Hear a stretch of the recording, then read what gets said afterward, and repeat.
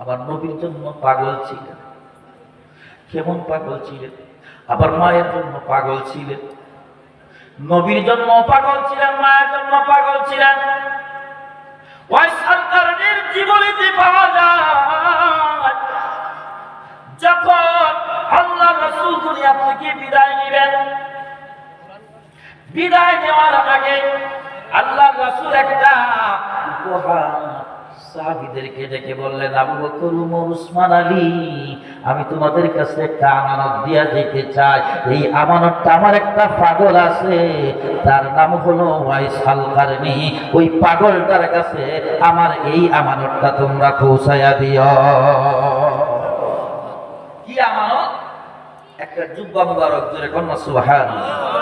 আর একটু জোরে বলি সুবহানাল্লাহ। আপনাদের কষ্ট হইতেছে?